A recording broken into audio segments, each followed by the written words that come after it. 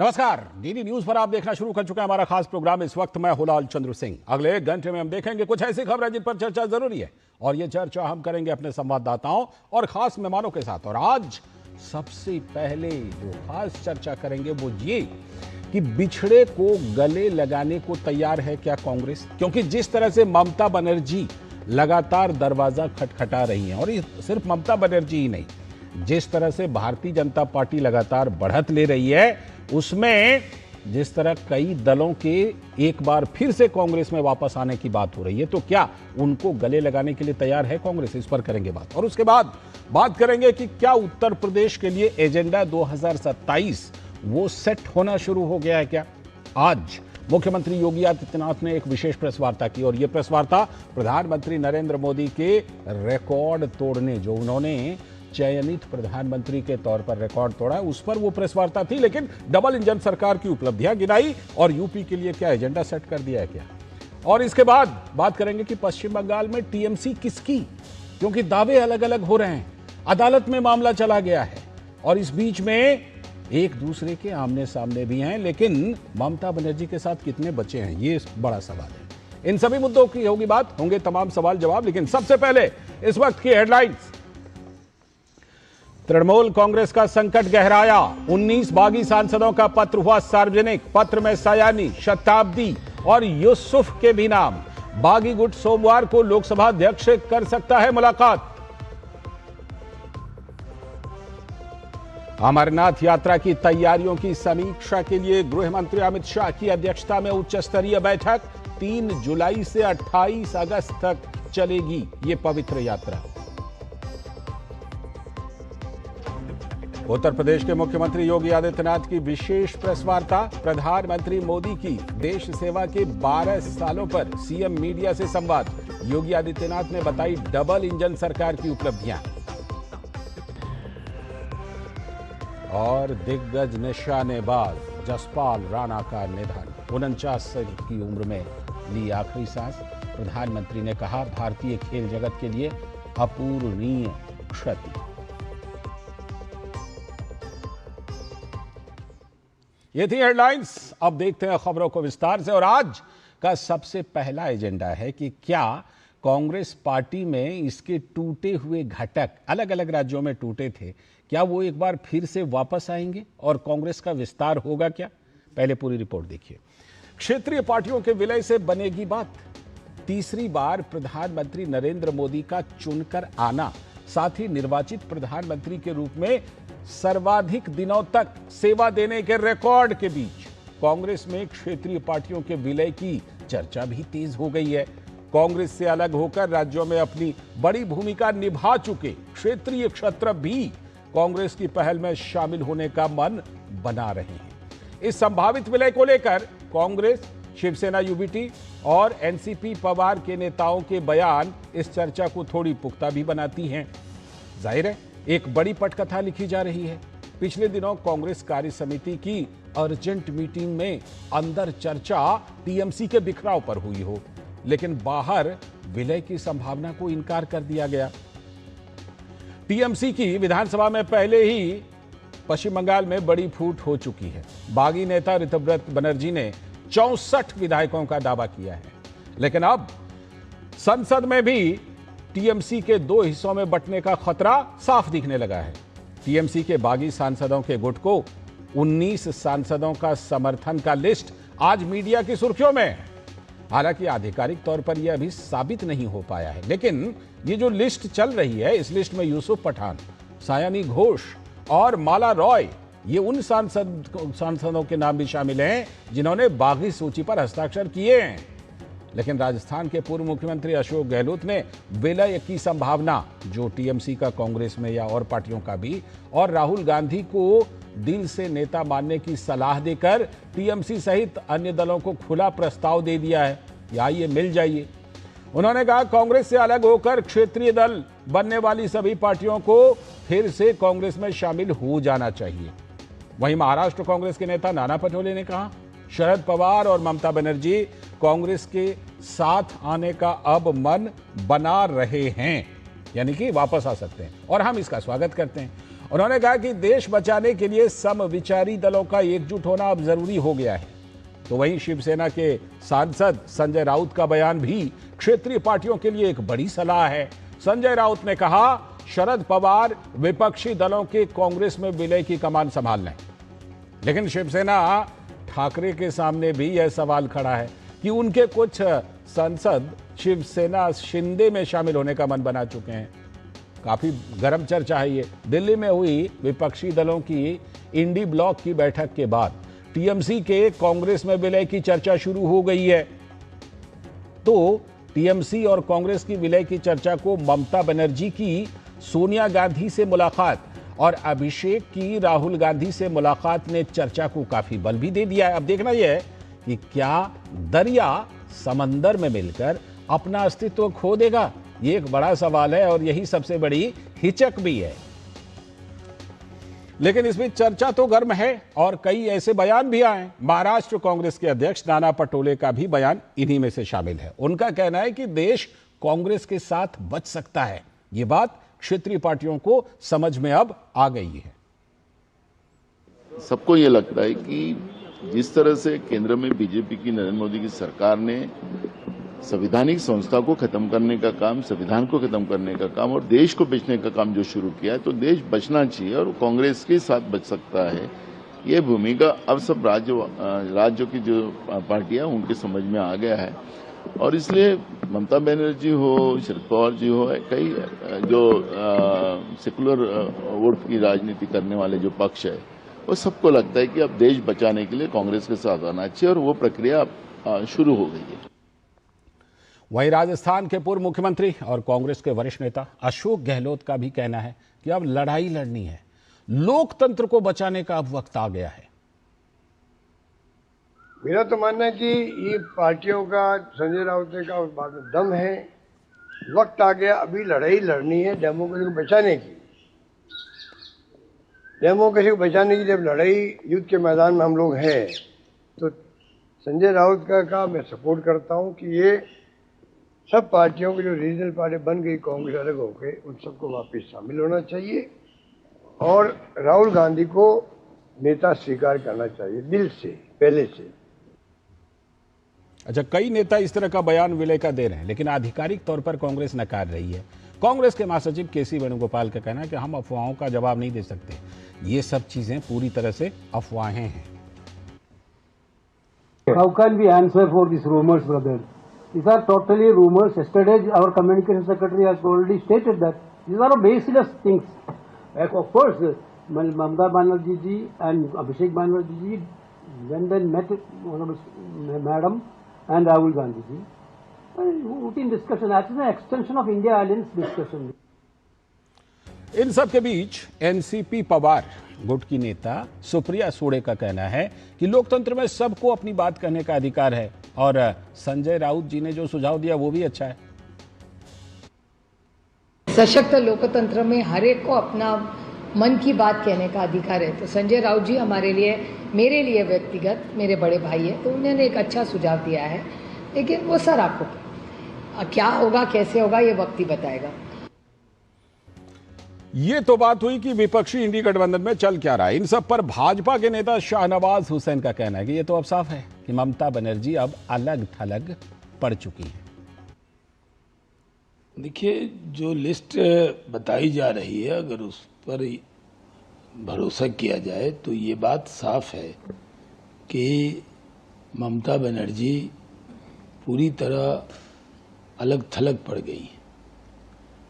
जनता उनके साथ नहीं, कार्यकर्ता उनके साथ नहीं, अब सांसद भी उनके साथ नहीं, विधायक तो पहले ही उनका साथ छोड़ चुके हैं।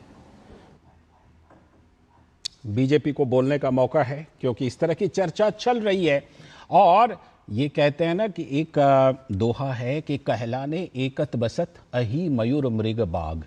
इसका मतलब यह है कि जब कभी बाढ़ आता है ना, तो किनारे पर मोर और सांप एक साथ, और साथ में हिरण और बाघ भी एक साथ खड़े नजर आते हैं। कहीं ऐसा तो नहीं कि बीजेपी की लोकप्रियता और बीजेपी के इस तरह के फैलाव ने वो स्थिति ला दी है कि जो एक दूसरे को देखना तक पसंद नहीं करते थे, वो साथ आने की बात कर रहे हैं।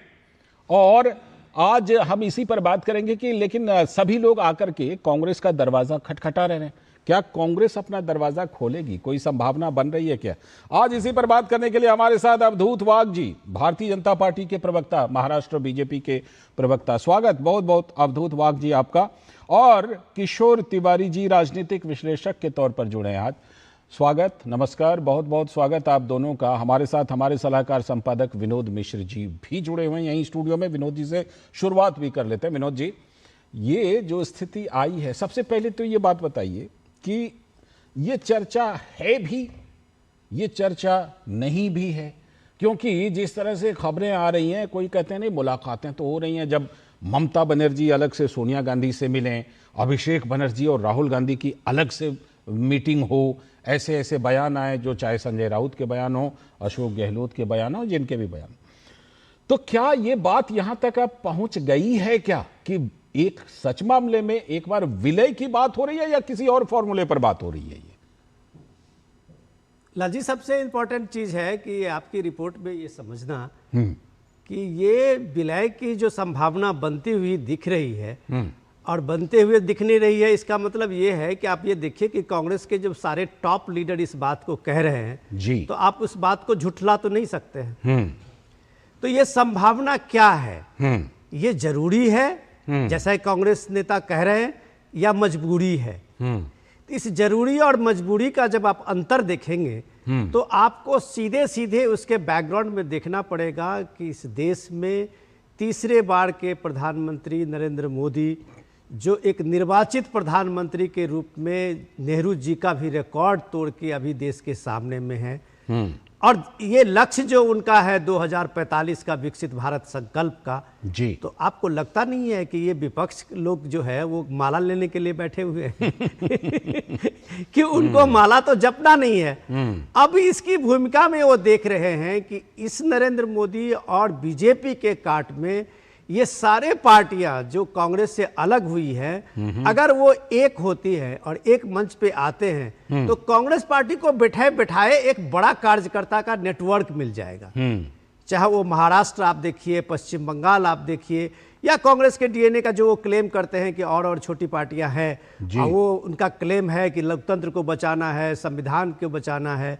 तो ये जो उनका क्लेम है वो एक्चुअली उनको अपने कैडर और कार्यकर्ताओं की इतनी स्कार्सिटी है कि पिछले इतने सालों से कांग्रेस पार्टी, अगर आप ऑल इंडिया लेवल पे देखें तो मैक्सिमम जगह पे तो एलाइज के साथ ही वो एक दूसरी रीजनल पार्टी के साथ ही वो मजबूर होते हुए दिखी है। उसके पीछे रीजन नेता और कार्यकर्ता का अभाव है जी। अगर ये सारे बड़ा फ्लॉक अगर आप देख रहे हैं कि टीएमसी का जी की संभावना जो बनती हुई दिख रही है, शरद पवार के गुट का जो संभावना आपको बनती हुई दिख रही है, तो मुझे लगता है कि कांग्रेस को फायदे में है। लेकिन जो बात आपने जो शेर पढ़ा है कि दरिया कभी समंदर में मिलके फिर दरिया नहीं रहता, तो कल ममता बनर्जी, अभिषेक बनर्जी या सुप्रिया सुले या फिर आप उसके बाद शरद पवार, वो फिर शरद पवार नहीं रहेंगे जैसे ही वो कांग्रेस में मिलेंगे। बिल्कुल, दरिया का अस्तित्व जो है वो समंदर में मिलने के बाद खो जाता है। और एक बात जिसकी चर्चा और है कि जब आप पार्टी के एकीकरण की बात करते हैं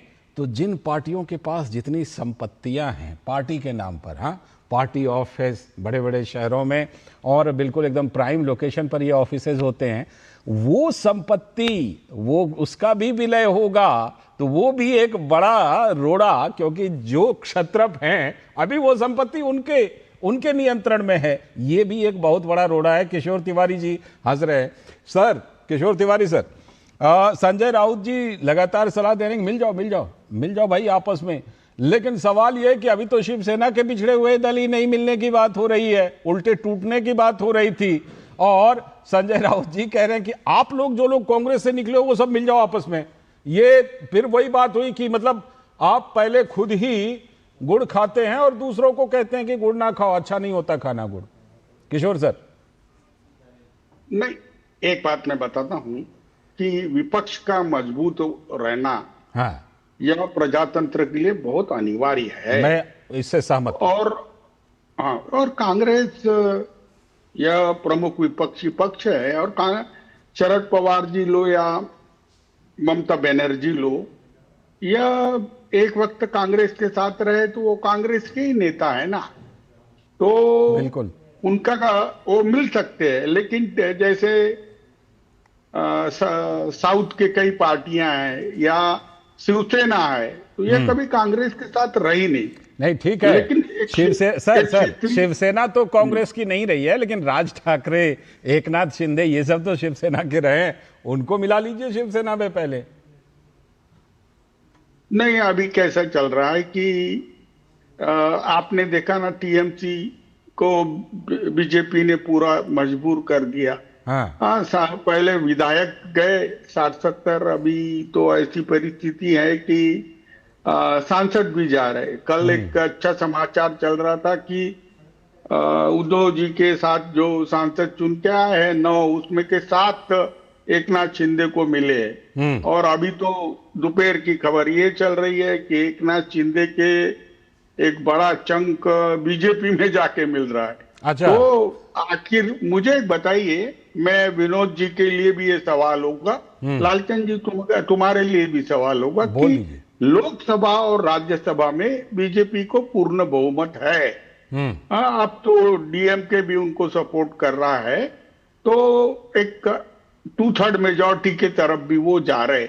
तो अभी 19 टीएमसी के भी आ रहे हैं, तो मुझे समझ में नहीं आता कि वो क्या करना चाहते हैं।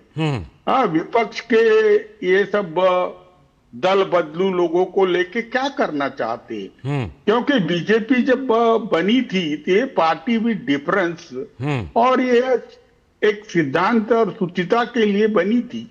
लेकिन आज जिस तरीके की परिस्थितियां आ रही है कि आपको लोगों ने एब्सोल्यूट मेजॉरिटी दी, और मोदी जी को अब सर्वप्रिय नेता तो वो है ही, और सबसे ज्यादा वो प्राइम मिनिस्टर भी रहे हैं। अब उनकी नीतियों के खिलाफ विपक्ष ने आवाज उठाने के लिए एक जगह आना, यह समय की मांग है।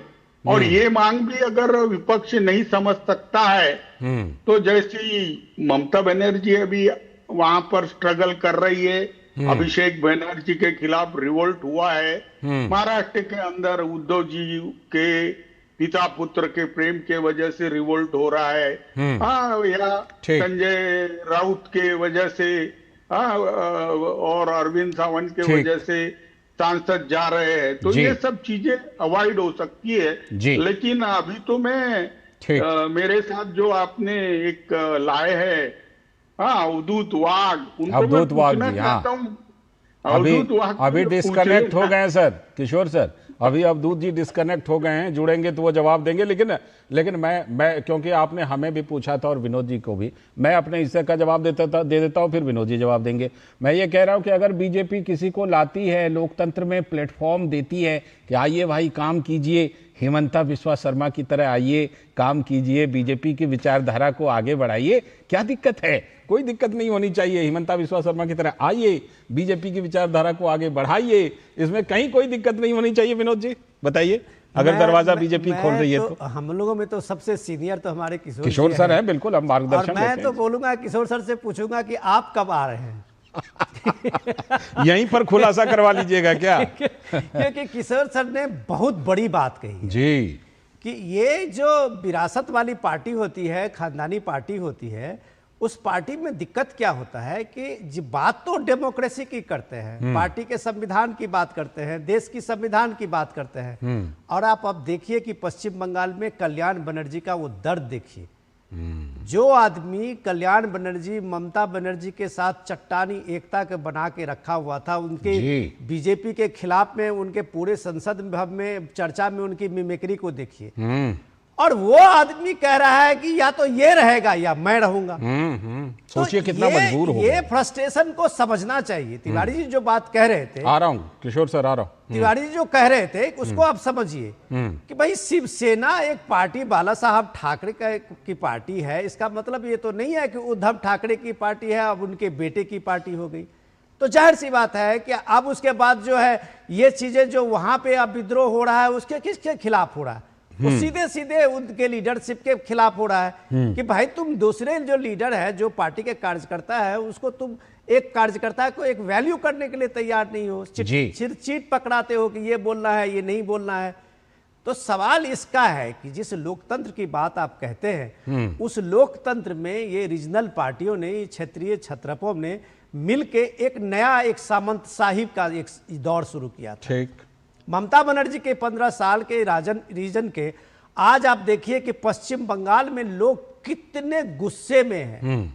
हर एक आदमी, कल आप अभिषेक बनर्जी एयरपोर्ट पे से बाहर आ रहा था, आप देखिए वो दृश्य। बिल्कुल, और 1 महीने पहले का देखिए कि जब वो अभिषेक बनर्जी चलते थे, एक सांसद हाथ में एक बैग लिए हुए, एक सांसद उनका पर्ची लिए हुए, और वो क्या राजशाही की तरह चलता था। कल पीछे पीछे लोग चोर चोर की आवाज लगा रहा था। सड़े अंडे फेंक रहे हैं। बिल्कुल। तो ये जो बदलता है, ये वक्त बदलता है, और आपकी जनता जब आपको नजर से उतार देता है तो आपकी हालत लोग देखते हैं जी। इसलिए तिवारी जी, आपने बहुत माकूल जवाब की बात कही है कि ये फ्रस्ट्रेशन पार्टी के नेतृत्व से है लोगों को, और इसके कारण लोगों ने एक तरह से जो सांसद अभी ममता बनर्जी के जितने जो बिखर गए हैं, उसके पीछे वजह भी यही है। ठीक। किशोर सर, क्या इस फ्रस्ट्रेशन, आ रहा हूं आप ही के पास, ये फ्रस्ट्रेशन की वजह ये है कि जब आप असम में गौरव गोगोई को लाने की कोशिश करते हैं तो हिमंता बिस्वा शर्मा हट जाते हैं, जब आप बंगाल में अभिषेक बनर्जी को लाने की कोशिश करते हैं तो शुभेंदु दादा हट जाते हैं, और महाराष्ट्र में जब आप आदित्य ठाकरे को विरासत सौंप रहे होते हैं तो कोई ना कोई एकनाथ शिंदे निकल जाते हैं। इस तरह के और भी कई उदाहरण हैं, ये तो मैंने सिर्फ 3 हाल के बताए आपको। क्या इस फ्रस्ट्रेशन के लिए कहीं ना कहीं क्षेत्रीय दल भी जिम्मेदार हैं कि वो जबरदस्ती विरासत को सत्ता सौंपना चाहते हैं, बड़े बड़े लोगों को दरकिनार करके? किशोर दा। नहीं, क्षेत्रीय स्तर की बात नहीं है, राष्ट्रीय पक्षों ने भी ऐसे ही किया है जी, कि अपनी विरासत अपने बच्चों को सौंपने के लिए। राष्ट्रीय दल में कांग्रेस के लिए तो कह ही सकते हैं ये बात। हाँ, नहीं, और कैसा रहता कि अब नए लोगों को नेतृत्व ही नहीं सौंपूंगे। हाँ, नया नेतृत्व बोले तो क्या, ममता बनर्जी ने एक नया नेतृत्व ढूंढ के लाया, वो निकला अभिषेक बनर्जी। यहाँ इधर महाराष्ट्र में आदित्य ठाकरे, महाराष्ट्र में आदित्य ठाकरे, असम में गौरव गोगोई, असम में गौरव को ले आए। और अभी कैसा हुआ, सबसे बड़ी समस्या, अभी तक मैंने अखिलेश यादव और तेजस्वी यादव का नाम नहीं लिया है क्योंकि अभी हाल की घटनाओं पर चर्चा कर रहे हैं।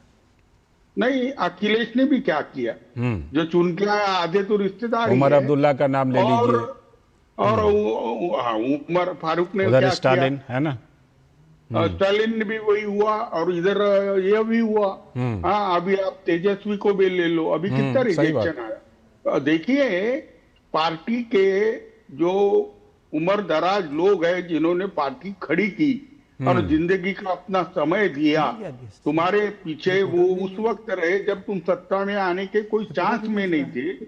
आप इस वक्त इस प्रकार का देखो, कम्युनिकेशन और कोऑर्डिनेशन तो नेताओं, क्षेत्रीय नेताओं में और उनके कार्यकर्ताओं में खत्म हो गया। अब विवश होके, नैराश्य होके कई कार्यकर्ताओं ने जी बीजेपी का दामन साधा। अब बीजेपी में लोग जा रहे, इस पर अगर कोई पार्टी बोलती है कि जिसको जाना है वो जाओ, तो ये तो बहुत ही बड़ी बात हो गई। अब मुझे एक बताइए, बीजेपी तो चाहेगी ना विपक्ष कमजोर रहे, लेकिन मुझे प्रश्न उनको पूछना है कि जो लोग सीनियर है बीजेपी में, जिन्होंने पार्टी को खड़ा किया है, कि अगर हम विपक्ष को इतना कमजोर कर देंगे तो हमारे बीच में ही तानाशाह खड़े हो जाएंगे, तो सिस्टम फेलियर हो जाएगा। आप सही कह रहे हैं, विपक्ष को एक जिसे कहते हैं एक बिल्कुल एक लेवल पर देश का विपक्ष, राज्य का विपक्ष हमेशा रहना चाहिए, इससे बिल्कुल इत्तेफाक। आपकी इस बात से भी इत्तेफाक है कि जब कभी इतनी संख्या में बीजेपी में लोग आ रहे हैं तो बीजेपी को भी सोचने की जरूरत है कि कहीं उसका अपना ही ताना बनाना बिगड़ने लगे। मैं आपकी इस बात से सहमत हूं, बीजेपी के अगर लोग जुड़ेंगे तो उसका जरूर जवाब देंगे। लेकिन शिशिर सेलार हमारे साथ मुंबई से जुड़ चुके हैं, मुंबई में बड़ी हलचल है। शिशिर, 3-4 खबरें देखिए, क्या एकदम खबरों की एकदम बिल्कुल जिसे कहते हैं बम्बार्डिंग हो रही है मुंबई से। पहले खबर आई कि शिवसेना के 9 में से 7 सांसद वैसे ही अलग गुट बनाएंगे जैसे टीएमसी वाले बना रहे हैं। फिर हुआ कि नहीं, उद्धव ठाकरे ने इसको भांप लिया और कहा आप लोग क्यों जा रहे हैं, अगर आप लोग जिस बात का समर्थन करने के लिए जा रहे हैं, जिन बिल परिसीमन बिल वगैरह का, वो हम ही कर देंगे ना, आप यहीं पर रहिए। और आज किशोर सर कह रहे हैं कि नहीं, एकनाथ शिंदे के लोग जा रहे हैं बीजेपी की तरफ। मुंबई में तो बड़ी चर्चाओं का बाजार गर्म होगा अभी। शिशिर, देखिए इस वक्त और भी बहुत सारी खबरें तो आ चुकी है। जिस प्रकार से मैंने कहा कि टीएमसी के बाद अगर महाराष्ट्र पे नजर बढ़ी है तो इसलिए बनी है क्योंकि खास तौर पर जो बयान पिछले कल से लेकर आज तक दिए गए। कल अगर मैं बात करूं, संजय राउत जी ने ये सांसद ने कहा था कि जो कांग्रेस से अलग हुआ जो धड़ा है, जो अलग क्षेत्रीय पार्टी है, वो अगर कांग्रेस में जाना चाहती है तो उसका नेतृत्व जो है शरद पवार करेंगे। ये बात कहां से उठी इसके बारे में अब तक कोई पता नहीं। हालांकि क्या ऑपरेशन महाराष्ट्र में भी ऐसा चल रहा है, इसके बारे में कोई जो है सुगबुगाहट नहीं, लेकिन इसके बावजूद संजय राउत ये बात कह रहे हैं, मतलब समझ सकते हैं कि यहाँ पर भी खासतौर पर महाराष्ट्र में भी इस बात को जो है आगे बढ़ाया रिश्ता है। इस बारे में हमने देखा कि सुप्रिया सुले से भी बात की थी, क्योंकि बात एनसीपी के बारे में थी। सुप्रिया सुले ने इसके बारे में कहा कि इस बारे में जानकारी नहीं, लेकिन उन्होंने एक बात स्पष्ट की कि जब बरसात आएगी तब देखा जाएगा कि रेनकोट पहनना या छाता लेना है। तो हम समझ सकते हैं कि महाराष्ट्र में इस वक्त किस प्रकार की स्थिति है। क्या एनसीपी कांग्रेस के साथ जाएगी, और अगर जाएगी तो इसकी शुरुआत आगे कौन कर रहा है। इस प्रकार से हमने देखा संजय राउत का यह बयान सामने आया है, लेकिन इसको नकारा नहीं है एनसीपी द्वारा, पूरी तरह से उस खारिज नहीं किया गया है कि क्या वो कांग्रेस के साथ जाएगी या नहीं जाएगी। ये सबसे महत्वपूर्ण बात इसमें है। और साथ ही साथ ये भी कहा पिछले 2-3 महीने से लगातार, मतलब पश्चिम बंगाल इलेक्शन के बाद मीडिया में अगर बात करें तो बार बार ये सवाल उठाए जा रहे हैं कि क्या ऑपरेशन टाइगर होगा, जिसके तहत कुछ सांसद जो है वो शिंदे गुट के साथ जा सकते हैं या नहीं। हालांकि ये पिछले अगर देखा जाए कई महीनों से लगातार ये बात मीडिया में आ रही है, लेकिन इसके बारे में कोई स्पष्टता नहीं है। इसके बावजूद इस वक्त अगर देखा जाए तो क्षेत्रीय पार्टियों की खासतौर पर महाराष्ट्र में स्थिति इतनी ठीक नहीं है, और इसीलिए संजय राउत द्वारा बयान जरूर किया जा रहा है। एनसीपी द्वारा चुप्पी साधी जा रही है कि क्या वो सभी पार्टी अब कांग्रेस में विलय होगी या नहीं। हालांकि बीजेपी में इस पर अगर देखा जाए आ रहा हूं शिशिर, आपके पास भी आऊंगा, क्योंकि मैं छोटा सा एक ब्रेक लेना पड़ेगा। एक ब्रेक लेते हैं, ब्रेक के बाद लौट के फिर चर्चा को जारी रखेंगे। अभी वक्त है एक छोटे से ब्रेक का।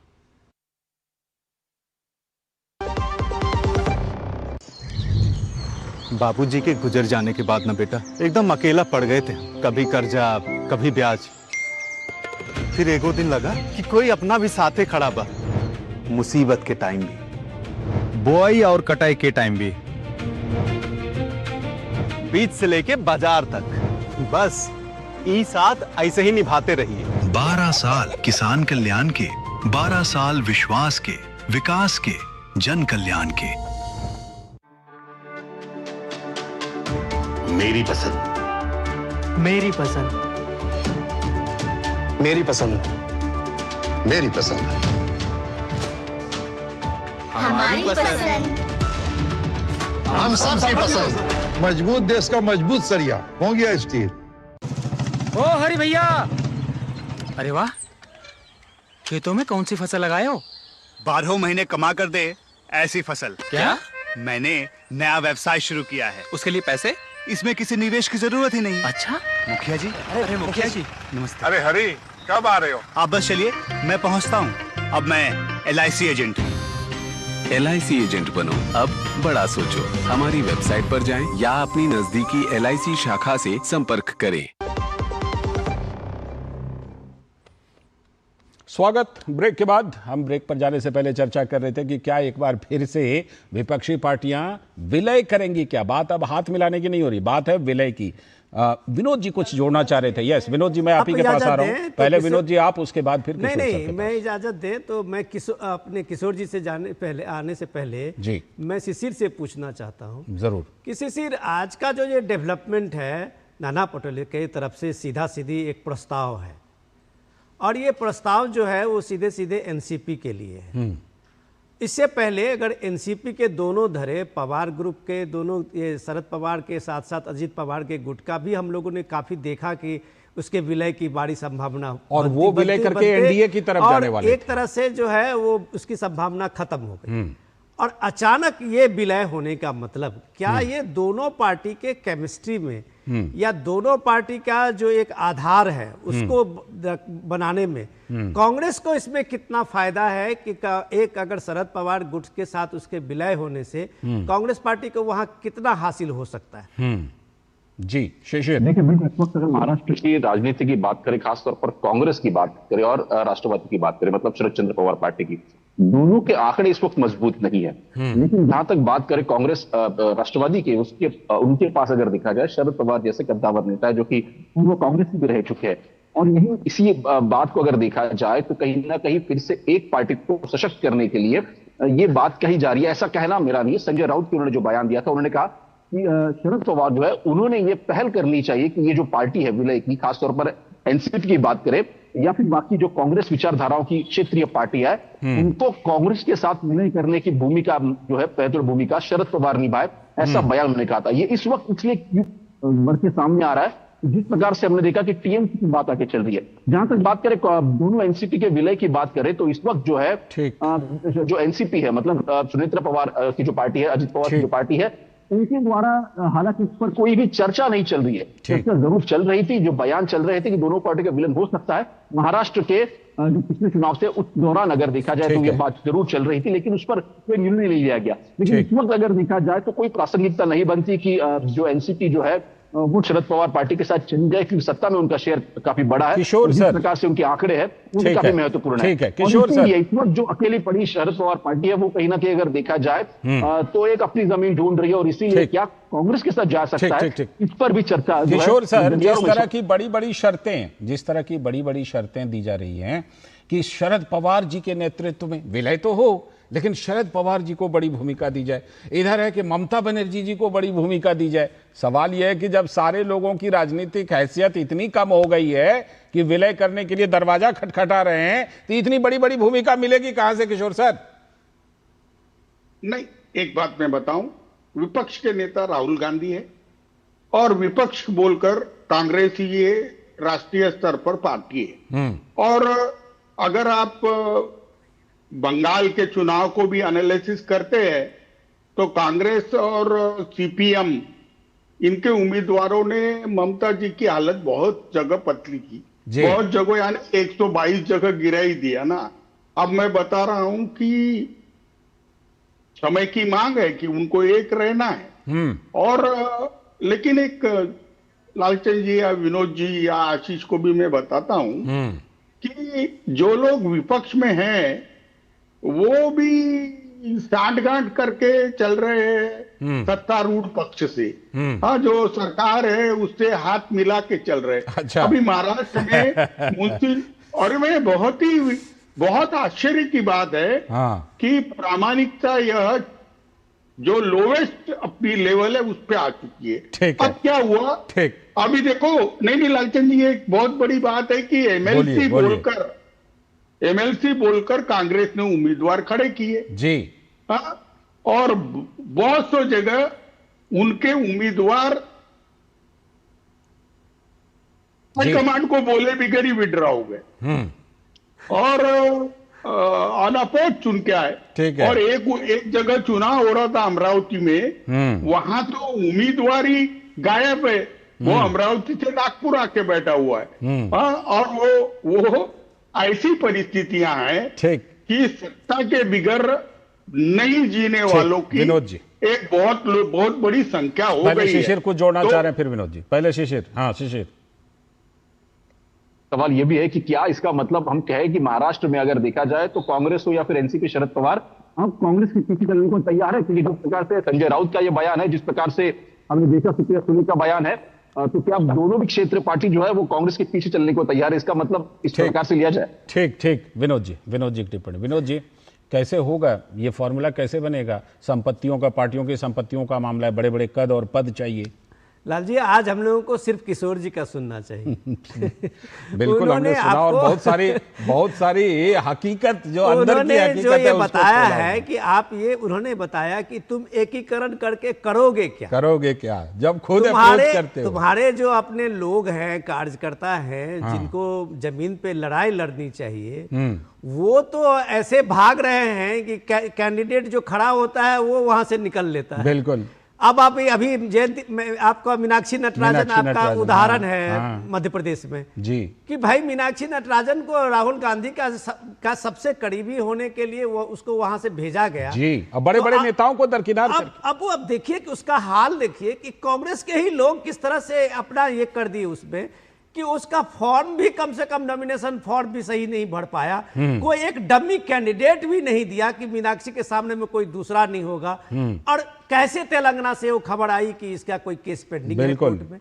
अंदर के किसी सवाल है कि जब पार्टियां और पार्टी के कार्यकर्ता बाड़ी के नेता वो खुद ही आपस में लड़ रहे हैं, ठीक है, सत्ता के करीब होने के लिए दिख रहे हैं जी, तो फिर ऐसे में कांग्रेस पार्टी अगर 10 को मिला ले 20 को मिला ले तो क्या फायदा होगा। तिवारी जी ने तो बहुत शानदार बिल्कुल उन्होंने कहा कि ऐसे सैनिकों को इकट्ठा करके क्या होगा जो विपक्षी शिविर से साठगांठ तलाश रहे हैं। शुक्रिया, बहुत बहुत शुक्रिया किशोर सर, आज बहुत खुली खुली बातें करने के लिए। शिशिर आपका भी और विनोद जी आपका भी बहुत बहुत शुक्रिया इस चर्चा में हिस्सा लेने के लिए। और अब जो हम बात करने वाले हैं वो बात करने वाले हैं कि उत्तर प्रदेश के लिए क्या 2027 का एजेंडा लगातार सीएम योगी सेट कर रहे हैं क्या। रिपोर्ट देखिए पहले। उत्तर प्रदेश के मुख्यमंत्री योगी आदित्यनाथ ने की विशेष प्रेस वार्ता, और ये विशेष प्रेस वार्ता जो थी वो प्रधानमंत्री नरेंद्र मोदी की देश सेवा के जो 12 साल हुए और साथ ही चयनित प्रधानमंत्री के तौर पर जो उन्होंने रिकॉर्ड तोड़ा जवाहरलाल नेहरू जी का, तो उस पर सीएम ने मीडिया से संवाद किया। योगी आदित्यनाथ ने बताई डबल इंजन सरकार की उपलब्धियां और कहा कि इन 12 सालों में दुनिया ने भारत को बदलते हुए देखा है। साथ ही बड़ी बात जो सीएम योगी ने कही कि विपक्ष जो जातियों में बांटने वाली राजनीति करता है उस पर सीएम योगी ने तीखा हमला बोला। प्रधानमंत्री नरेंद्र मोदी के मुताबिक देश में सिर्फ 4 जातियां हैं। पहली जाति गरीबों की, दूसरी जाति आधी आबादी महिलाओं की, तीसरी जाति युवाओं की और चौथी जाति अन्नदाता किसानों की। तो ये 4 जातियां हैं। दरअसल करीब 7 महीने के बाद उत्तर प्रदेश में विधानसभा का चुनाव होना है, तो मुख्यमंत्री योगी आदित्यनाथ लगातार सुशासन को और कानून व्यवस्था को बड़ा मुद्दा बना रहे हैं। लेकिन दूसरी तरफ जो प्रमुख विपक्षी सपा है उसने पीडीए का फॉर्मूला दिया है।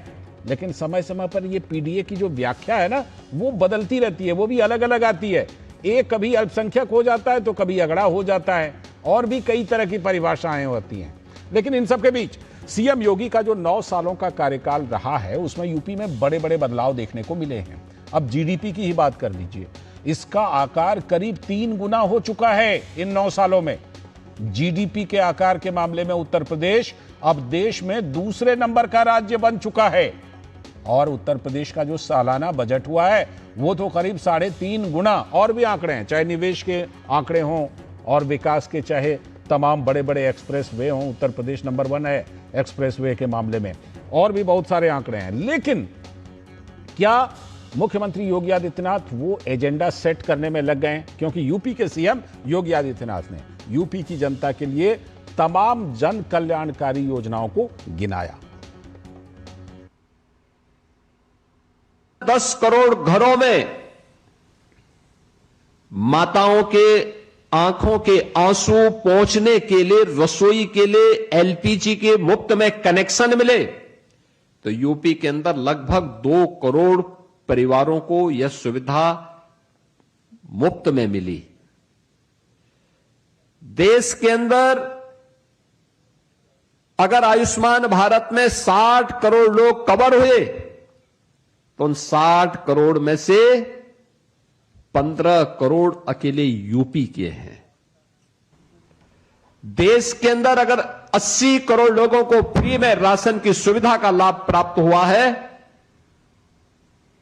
कोविड कालखंड में जब दुनिया पस्त हो चुकी थी, हिम्मत हार चुकी थी, तब भारत अपने उन लोगों को पूछ रहा था, उन लोगों की पूजा कर रहा था जिसको दुनिया में कोई पूछ नहीं रहा था, और वह कार्य भारत के अंदर हुआ। तो यूपी के अंदर 15 करोड़ लोग फ्री में राशन की सुविधा का लाभ भी प्राप्त कर रहे हैं। तो इस प्रेस कॉन्फ्रेंस में सीएम योगी ने यह भी कहा कि गरीब पहली बार सरकार के एजेंडे के लिए केवल वोट बैंक नहीं बना, शासन की योजना में जुड़ने का भागीदार बना है गरीब। गरीब पहली बार सरकार के एजेंडे का केवल वोट बैंक नहीं बना। आप याद करिए, गरीब की जब हम बात करते हैं तो उसकी जाति की बात नहीं करते, उसका मत और मजहब नहीं देखते, उसका संप्रदाय नहीं देखते। हमारे लिए गरीब गरीब है, उसका उत्थान होना चाहिए, उसके प्रति संवेदना होनी चाहिए, उसको बेहतर सुविधा प्राप्त होनी चाहिए, वह शासन की योजना में जुड़ने का हकदार है और वह सस्टेनेबल विकास की उस प्रक्रिया का पार्ट बनना चाहिए जहां गरीबी का दंश उसे कभी फिर से डसने का दुस्साहस न कर सके। और वह मॉडल मोदी जी ने दिया है। तो ये आप सीएम योगी की बातें सुन रहे थे और सीएम योगी ने इस प्रेस कॉन्फ्रेंस में और भी बहुत सारी बातें कही हैं। इसी प्रेस कॉन्फ्रेंस में हमारे संवाददाता विकास सिंह थे जो सीधे हमारे साथ इस समय जुड़ गए हैं लखनऊ से। विकास, बताइए, कुछ बातें तो हमने सुनवा दी, दिखा दी, और कौन सी बड़ी बड़ी बातें इस प्रेस कॉन्फ्रेंस में, इस स्पेशल प्रेस कॉन्फ्रेंस में सीएम योगी ने रखी? क्योंकि ऐसा लग रहा है कि 7 महीने बाद होने वाले विधानसभा चुनाव के लिए योगी लगातार अपना एजेंडा रख रहे हैं लोगों के सामने। जी बिल्कुल, लगातार अपनी बातें रख रहे हैं जनता के सामने और जनता को ये बताना चाह रहे हैं उन्होंने जो चुनाव किया था उसी का नतीजा है कि आज उत्तर प्रदेश बदल गया है। 2014 के पहले का उत्तर प्रदेश और आज का उत्तर प्रदेश बिल्कुल बदला हुआ है। पिछले 12 वर्षों में जो केंद्र सरकार की तरफ से प्रधानमंत्री नरेंद्र मोदी के नेतृत्व में जो काम किए गए, वह डबल इंजन की सरकार बनने के बाद 2017 से 2 गुना 3 गुना गति से काम हुआ और जो कल्पना से परे है, चाहे वो प्रभु श्री राम का अयोध्या में राम मंदिर हो, चाहे बाबा विश्वनाथ कॉरिडोर हो। एक समय था कि यहाँ की राजनीति बेहद ही इस तरीके की थी कि प्रभु श्री राम की नगरी प्रभु श्री राम को अछूत मानती थी। वहां पर तमाम सारे कार्यक्रम के आयोजन जो हुआ करते थे उन तक को बंद करा दिया था। आज आध्यात्म भी है, पर्यटन भी है और विकास भी है। ये सीधा सीधा कह सकते हैं धर्म के साथ अर्थ जोड़ दिया गया है। ये बड़ी बात है खास तौर से। तमाम सारे हम देख रहे हैं धार्मिक पर्यटन।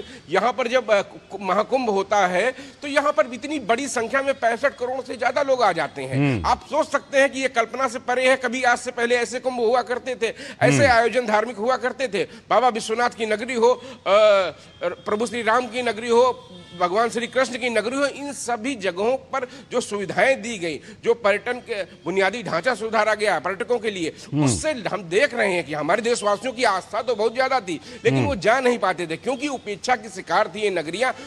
वहां की जन सुविधा वहां पर तक नहीं दी जाती थी, तो उनको विकसित किया गया और साथ साथ इन सब चीजों के विकास के तमाम सारे कार्य कराए गए। चाहे वो रोड इंफ्रास्ट्रक्चर की बात हो, एक्सप्रेसवे की बात हो, चाहे वो बिजली की बात हो, बिजली आपूर्ति की बात हो, चाहे मेडिकल की बात हो, 1 डिस्ट्रिक्ट 1 मेडिकल कॉलेज की बात की गई। और इसके साथ साथ जो जन कल्याणकारी योजनाएं थी 2017 के पहले पीएम मोदी ने तमाम सारी जो आवास योजना थी या अन्य जो योजना थी उनका इंप्लीमेंट नहीं होता था, लेकिन गरीब ने जाना जनधन खाते के बाद कि किस तरीके से वो भी हिस्सा है इस अर्थतंत्र का।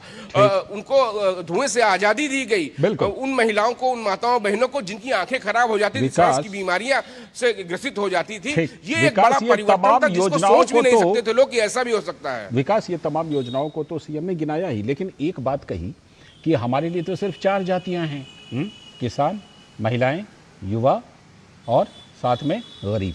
ठीक है, तो ये पीडीए का फॉर्मूला जो दूसरी तरफ है उसका एक तरह से सीएम योगी ने काट दे दिया कि यही 4 जातियों को जो प्रधानमंत्री ने कहे हैं, यही 4 जातियां हमारे लिए हैं। हम वो पीडीए, अगड़ा पिछड़ा, इधर उधर उस पे नहीं जाने वाले हैं। अपनी विकास की योजनाओं को, कानून व्यवस्था को लेकर और इन 4 वर्गों के कल्याण को लेकर जाएंगे। जी बिल्कुल, यही बात बताना चाहते थे मुख्यमंत्री योगी आदित्यनाथ कि समाज में जाति नहीं, जो 4 जातियां हैं वो मुख्य रूप से पीएम मोदी ने बताई हैं, बस वही जातियां हैं। गरीब, महिला, युवा और किसान, इन्हीं के मद्देनजर योजनाएं बनाई जाती हैं और हर व्यक्ति लाभान्वित होता है, चाहे वो किसी भी जाति का हो, किसी भी धर्म का हो। सबको लाभ पहुंचाया गया है उत्तर प्रदेश में। और उसका कारण ये देखिए कि तमाम सारी योजनाओं में उत्तर प्रदेश नंबर 1 है। और सबसे बड़ी बात है कि उत्तर प्रदेश की आबादी देश में सबसे ज्यादा है, तो जो भी योजना लॉन्च होती है केंद्र सरकार की तरफ से, उसका सबसे ज्यादा फायदा उत्तर प्रदेश के वासियों को ही मिलता है। और वो जो उत्तर प्रदेश के वासी हैं, किसी भी धर्म के हो, किसी भी जाति के हो, चाहे वो उज्ज्वला योजना हो, चाहे खाद्यान्न योजना हो चाहे वो आयुष्मान योजना हो।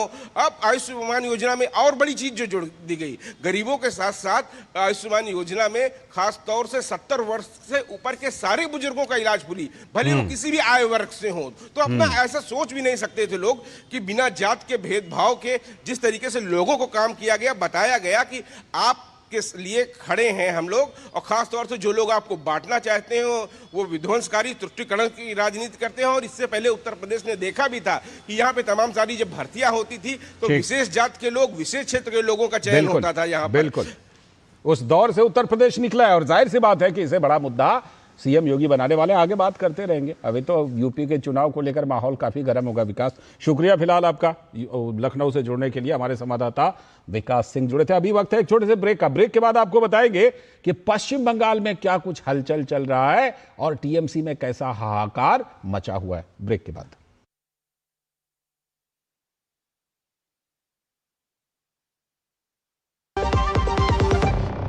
अरे ऋषि, आज स्कूल नहीं गए? 3 महीने से फीस नहीं भर पाई तो निकाल दिया स्कूल ने। कहीं आपके बाद आपके बच्चों के सपने न टूट जाएं। आज ही लीजिए पॉलिसी बाजार ऐप पर 1 करोड़ का टर्म इंश्योरेंस सिर्फ 410 रुपए महीने से शुरू। जब धरती चीर कर निकलता है लोहे का पत्थर और मिलता है मोंगिया के जोश से, फिर तपता है, पिघलता है और बनता है फौलाद। अब होता है सरिया सारी खूबियों के साथ। मोंगिया स्टील, मजबूत देश का मजबूत सरिया।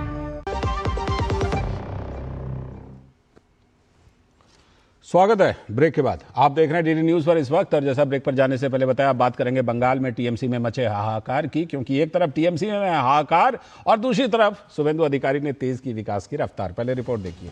टीएमसी में हर दिन टूट की खबर के बीच अब असली और नकली टीएमसी का विवाद भी गहराने लगा है। टीएमसी के बागी विधायकों के गुट को विधानसभा अध्यक्ष की मंजूरी का मामला अब कलकत्ता हाईकोर्ट में है। न्यायालय ने गुरुवार को यह सवाल उठाया कि क्या पश्चिम बंगाल विधानसभा अध्यक्ष संबंधित राजनीतिक दल की सहमति के बिना विपक्ष के नेता को मान्यता दे सकते हैं क्या, जबकि 58 विधायकों के गुट ने अपना अलग अस्तित्व माना है। यही सवाल अब संसद में भी बागी सांसदों के साथ है, लेकिन वे अपने को एक अलग गुट मानते हैं जिनके पास 19 सांसद हैं।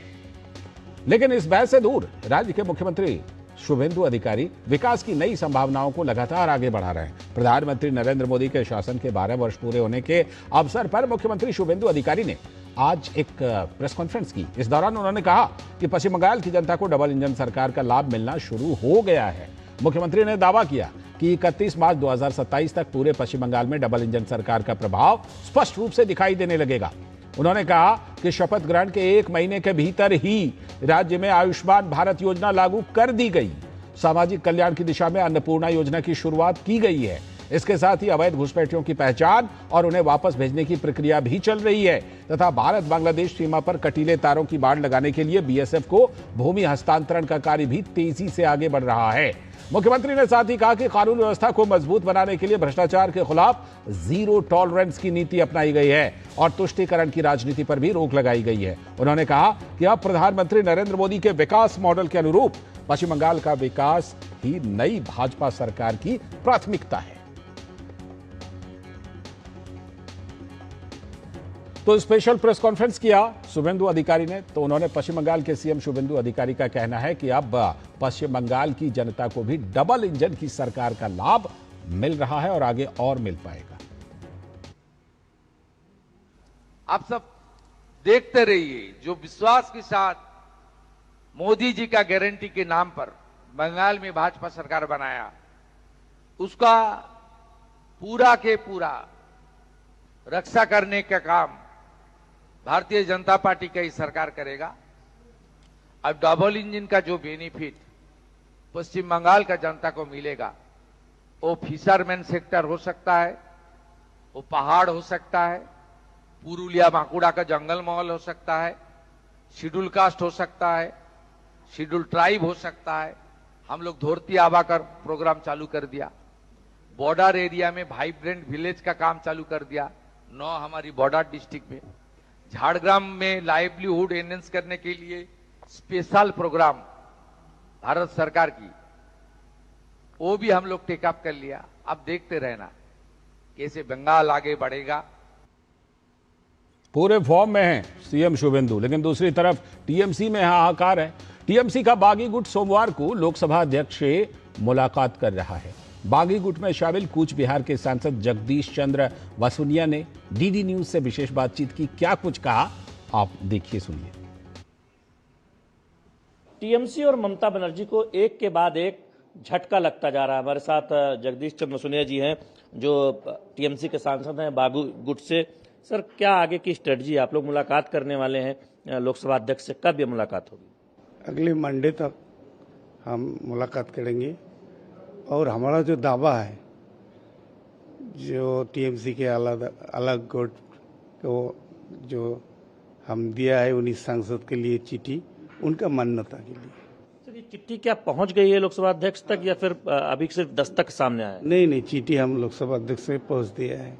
हम देख रहे हैं कि इतना बड़ा असंतोष टीएमसी में ममता बनर्जी के खिलाफ आया है, वजह क्या है? और अभिषेक पार्टी का कंट्रोल लेने का बाद तानाशाही से रूप से वो पार्टी चलाना शुरू किया।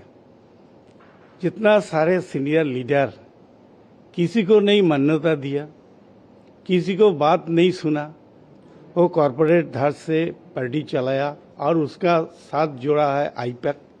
ये दोनों मिलकर, आईपैक एवं अभिषेक बनर्जी मिलकर पार्टी के आज के जो हालात है, ये हालात पे पहुंचाने के लिए काम किया। जो आपने पत्र लिखा है आपके बागी गुट ने, उसमें क्या क्या अनुरोध किया गया लोकसभा अध्यक्ष से? सोमवार को तो आप मिलने वाले हैं, आपने समय मांगा। पहले वाला हमारा एक गुट के असली टीएमसी को मान्यता देना, दूसरा है हमको अलग बैठने के लिए जगह देना कि जो जगह से हम पहले बैठे वो जगह नहीं, तीसरा हमको जो हमारा मकसद है, हम एनडीए के साथ जुड़ना चाहता है, वो हम सरकार के साथ जुड़कर अगले काम करने चाहते हैं।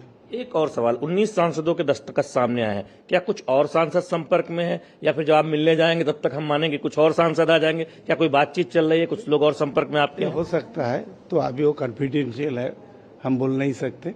इनकार नहीं कर रहे हैं आप? हो सकता है, हम तो बोल दिया है हो सकता है, लेकिन ये कॉन्फिडेंशियल बात है, अभी बोला नहीं जा रहा। बहुत बहुत धन्यवाद। तो पत्र लिखा है लोकसभा अध्यक्ष को टीएमसी के बागी गुट ने और मांग बहुत स्पष्ट है कि सदन के अंदर, लोकसभा के अंदर असली टीएमसी यही लोग हैं जिनके 2/3 सांसद इनके साथ हैं। कैमरामैन मोहित के साथ शैलेंद्र मिश्र, डीडी न्यूज, दिल्ली। तो दिल्ली में अभी बहुत कुछ अंदर की बात है, लेकिन कोलकाता में बहुत कुछ साफ हो गया है। सौरभ दत्ता हमारे संवाददाता जुड़े हुए हैं। सौरभ दत्ता, बताइए, वहां पर सबसे पहली बात कि हाईकोर्ट में मामला गया था और बागी गुट की मान्यता को लेकर, उस मामले में क्या डेवलपमेंट है, अब आगे इसमें क्या होना है? बागी गुट के मामले में जो सवनदेव चट्टोपाध्याय ने जो मामला किया है, कल ये सवाल उठाया गया है कि किसी भी तरह विधानसभा में अलग ब्लॉक की मांग को मंजूरी ना मिले। उसके चलते जस्टिस ने ये कहा है कि अभी इस बात को रहने दीजिए, लेकिन पहले सब जो हर जो पक्ष है सबकी क्या कहना चाहते हैं वो बातें, उनकी बातें सामने आने के बाद भी इस बारे में अगला कदम होगा। और अभी जो स्पीकर है, स्पीकर के पास से ये मांगा गया है कि क्या जो विरोधी दल नेता का जो चयन हुआ था वो क्या सही था, इसी मामले में उनका एक एफिडेविट मांगा है हाईकोर्ट की तरफ से। ठीक है। और दूसरी तरफ ये जो दिल्ली में कह रहे हैं कि बहुत कुछ अंदर की बात है, वहाँ कोलकाता में कुछ ऐसा हो रहा है क्या कि मतलब दिल्ली में थोड़ा ज्यादा अंदर की बात दिखाई पड़ रही है, कोलकाता में आपको कुछ साफ दिखाई पड़ रही हो कि कौन कौन, क्योंकि 19 नाम तो आ चुके हैं। ये 19 जो नाम आए हैं, इसमें बहुत सारे ऐसे नाम हैं जो अभिषेक बनर्जी संगठन के दायित्व लेने के बाद जब उनका कंट्रोल बढ़ा तब जाके ये लोग सांसद बने। आज देखा जा रहा है कि ये लोग भी अभी बागी बन चुके हैं और आगे चल के ऐसे बहुत सारे जो नाम हैं, दो तीन नाम और हैं जो सांसद लिख सकते हैं, चिट्ठी लिख सकते हैं। इनमें से माना जा रहा है कि ममता बनर्जी के ट्रस्टेड एडी, बहुत साल से ममता बनर्जी के साथ है, पुराने कांग्रेसी है, फिर ममता बनर्जी जब दल छोड़कर आए सब तृणमूल पर चले आए, ऐसे सांसद भी अपना स्टांस बदल करना चाहते हैं। लेकिन वो देखना पड़ेगा कि आखिर का क्या हुआ, कि इस बीच राहुल गांधी से अभिषेक बनर्जी का क्या बातचीत हुआ, ममता बनर्जी का सोनिया गांधी से क्या बातचीत हुआ। सही बात है, वो देखना होगा। ये भी भाप रहे हैं, जो पुराने खिलाड़ी है, मजे हुए खिलाड़ी है, वो एकदम सूझबूझ के साथ कदम रख रहे हैं ना। लेकिन अब ऐसे लोगों की संख्या भी बड़ी कम रह गई है, क्योंकि बहुत सारे लोगों ने फैसला तो कर लिया है कि बागी गुट के साथ जाना है। शुक्रिया फिलहाल आपका सौरभ, जुड़ने के लिए। आगे जो डेवलपमेंट होगा उस पर बात करते रहेंगे। फिलहाल आपका बहुत बहुत शुक्रिया। और इसी के साथ आज के इस वक्त में इतना ही। पूरी टीम को दीजिए अनुमति। नमस्कार।